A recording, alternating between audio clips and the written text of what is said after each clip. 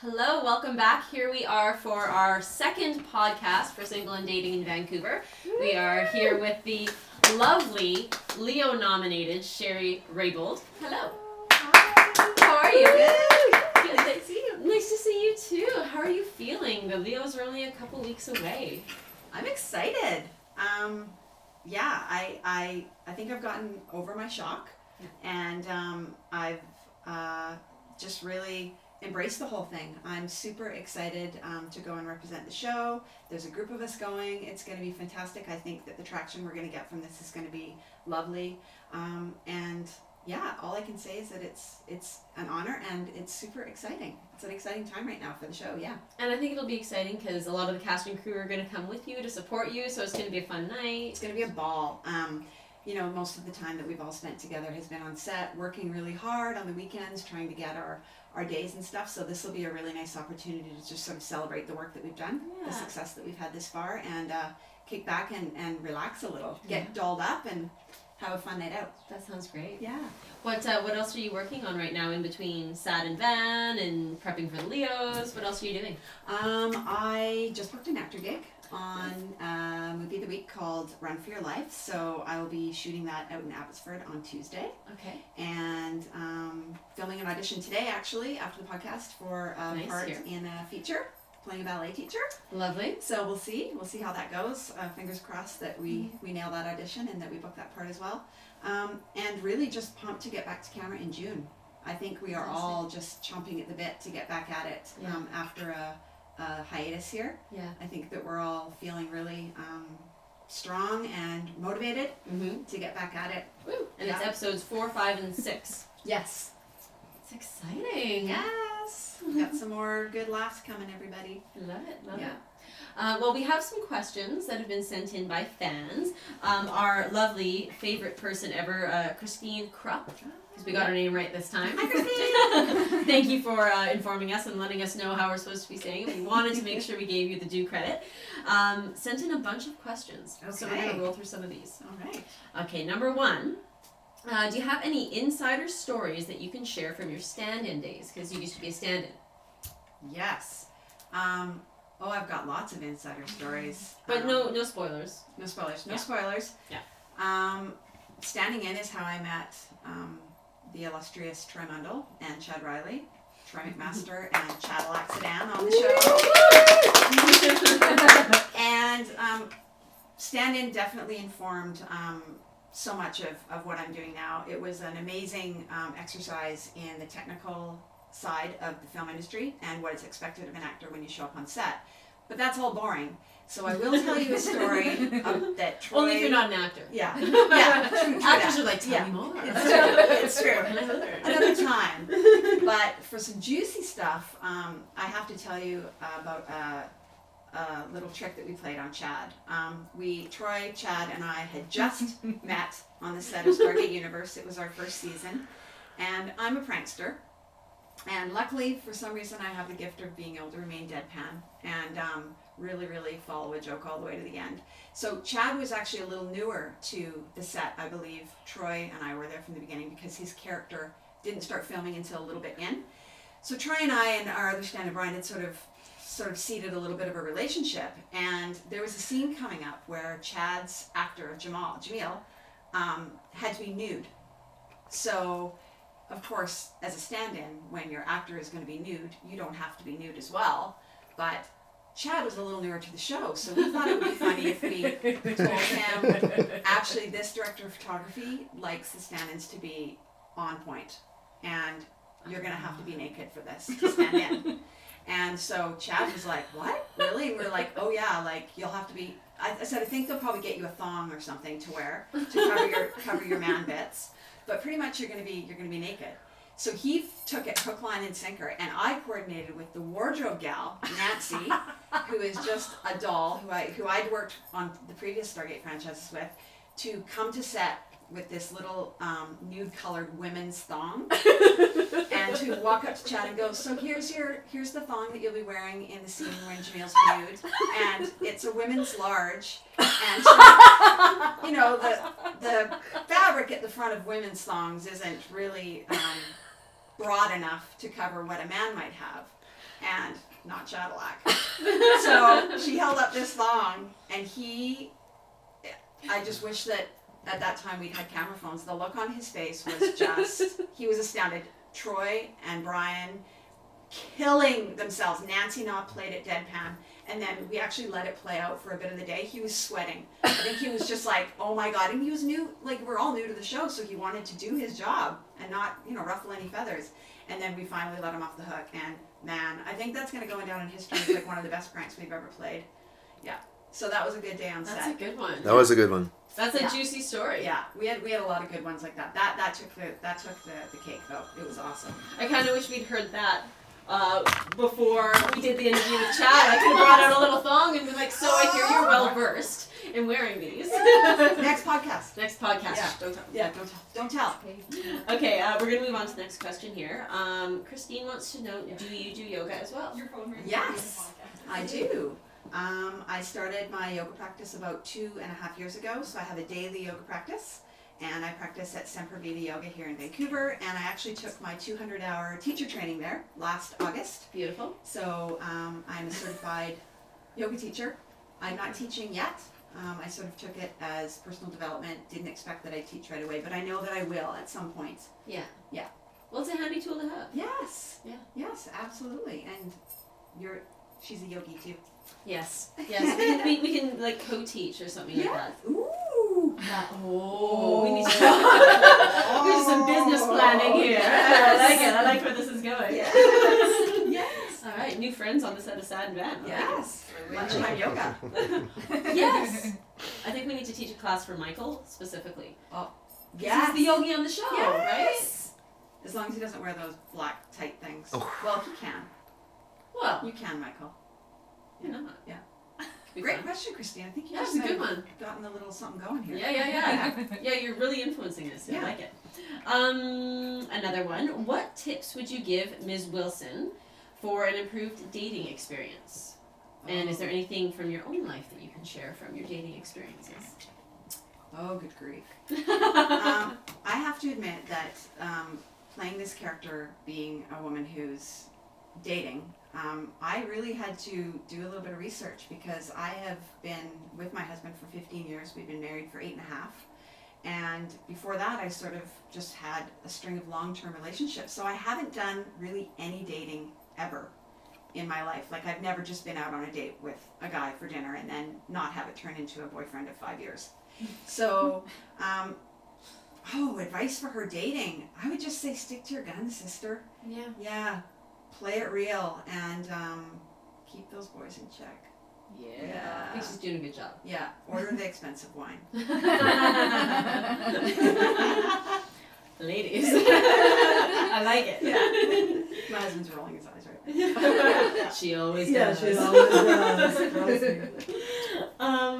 What insights did you gain from your full-time stand-in career that changed you as Sheri Rabold? Definitely as an actor, the technical aspect of the job, the simple hit the mark and bark, find your light, that was absolutely influential, and I can't say how much importance that has given me as an actor, just to have that knowledge and sort of have it come second nature, so that I don't even have to think about it because I did it for so long, and also just a really good appreciation for everybody's job on a set. So often we see the performances, and that is the be-all end-all of what we as viewers see of a show, and to have the understanding that so much hard work, blood, sweat, and tears has gone on behind the scenes. The people that conceptualize the show, as Troy did with this one, get it from an idea in a head to paper. The people that show up day to day, hair, makeup, wardrobe, locations people. It is such a collaborative effort. And I think that people that haven't had that experience in the film business, because why would you have unless you'd worked in it, don't have that knowledge. So it's giving me a total appreciation for what the machine of a TV show or a movie or anything really, really is, and what an important part every single person plays, and that it really cannot happen without everybody working in tandem. So that has been a really good lesson for me for my stand-ins. So valuable. Yes. Wonderful. What would you have to change about Troy McMaster for you to date him? Oh, God. And then about him, what would you keep as is about him and why? Oh. Tell me with that question. You know what? Never thought about it, right? Yeah, I never thought about it, and I don't think that, now Sheri Wilson, I don't think that she probably changed too much, except the fact that he uses the word chick a lot. And it makes her crazy. But no, so far as morals, values, integrity, I don't think she would change anything about him, really. We're going to move on to a question from Kevin Mundy, who plays Mr. Bobby Delight. Ooh, Bobby Delight. Yes, yes. His question is, how are you able to maintain such a high level of focus during scenes that may challenge your concentration, such as the Oyster Scene?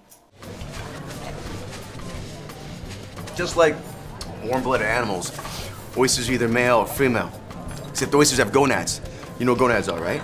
Yes. Yeah, gonads generate eggs as well as sperm, which means oysters have the ability to change their sex at least once during their lifetime, which they do.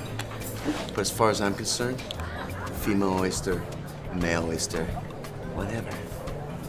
I'm bi-oyster.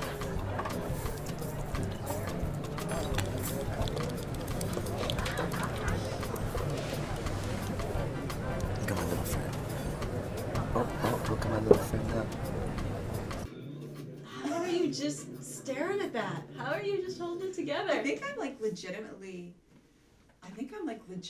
because he... A little afraid? Yeah, we rehearsed it. We blocked it out. Troy wanted to block it out technically, but we didn't really get into the nuances of the scene. We didn't overdo it in rehearsal or in the blocking because we sort of wanted to save a little bit of that for each other, I think, which was awesome because he pulled out some of that creepy oyster stuff just like on the day. Yeah. And I think I was like legitimately just like, oh my God.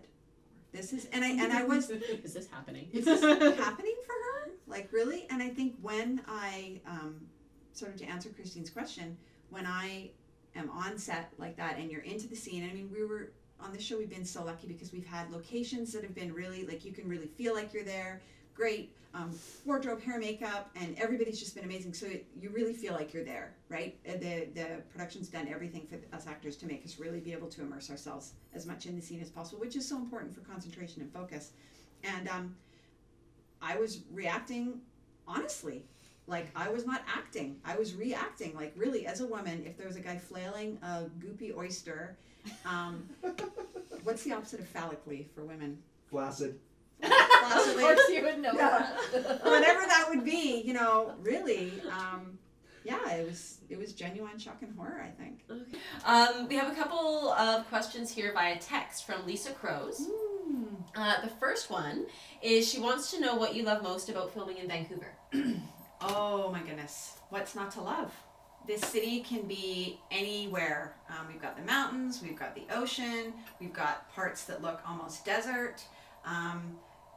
Everything topographically about this city is amazing for filmmaking, and I just think the film community here is so amazing, so supportive. We have, I think, the best actors and crews in the world here. Definitely across the board. I can't think of one thing that makes me like filming in Vancouver the most. Of course, I don't have a whole lot to compare it to. Okay, fair enough. But I don't want anything else to compare it to, so there. Everything about the city, I think its beauty would have to be number one. It looks so sexy on camera, as you guys can probably tell from the beautiful stock shots that Troy and Jane have used in the show at the opening sequences and stuff. Well, the show looks great. It just does. looks great. It does. It really, it is a character unto itself. When you shoot here, your location becomes a character unto itself. So I cannot say I have one thing in particular. Everything is beautiful about it. Okay. Yeah. Beautiful. There you go, Lisa. What inspired you to become an actress? Oh gosh, I don't know. This is going to sound maybe a little bit funny, but I think that my first inkling that it's something that, and I don't even think I conceptualize it as I want to be an actor, but Chrissy Snow, Suzanne Summers on Three's Company. I loved that show as a kid, and my God. her character was so awesome, and so you know, her whole self-deprecating quality. That I think that role is one. If I have to look back and say, what was a female that I was watching on TV in my sort of formative years that sort of made me tune in every week? Possibly I didn't know exactly why, but I think she inspired me. I think that role and that show, comedy, I love. Yeah. Yeah, I just love it. And women and men, but of course as a woman, when you're sort of you know, idolizing someone or they're inspiring you, you generally look to the same sex. So women that do comedy well, I think it's a brilliant thing to watch happen. So I'd have to say, yeah, Three's Company, Suzanne Summers, Chrissy Snow. Such a good show. Yeah, so good. Such a good sitcom. So sort of clean and happy and light, the levity, which I think sitcoms, it's something that the world needs right now. There's so much sign of the times that a lot of the content is very dark, which is a sign of the times, and it's true to what's sort of going on in the world everywhere right now and what sort of people maybe can relate to. But a little levity in programming, Single and Dating in Vancouver, I think is what's needed. And I think once people tune in and get to laugh, God forbid if we laughed for no reason at all or laughed at someone else with someone else, I think it's good for the soul. Good answer. Yeah. Good answer. I'm going to take us back to a question that we had a little bit earlier. We talked about, you know, what would have to happen for you to date Troy, what that relationship would be like. I'm curious about Michael.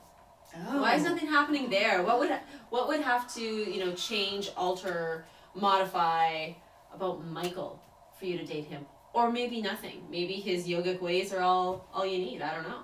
No. Yeah. Everything would have to change.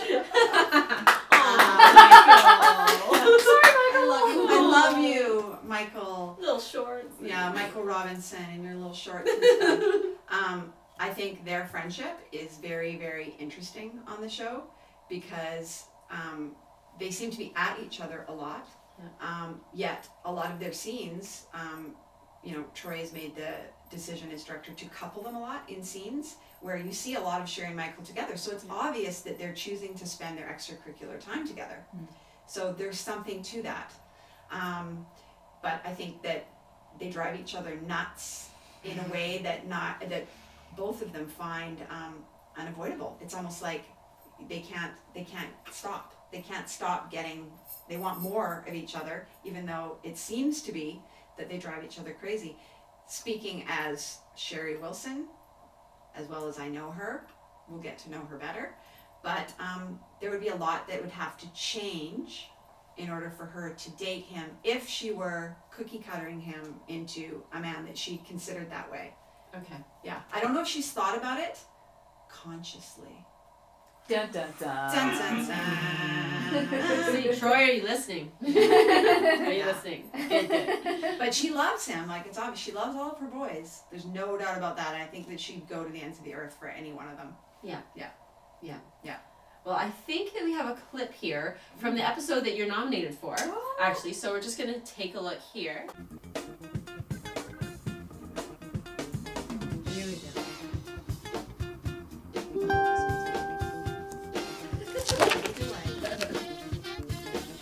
Bobby Delight. Fuck off.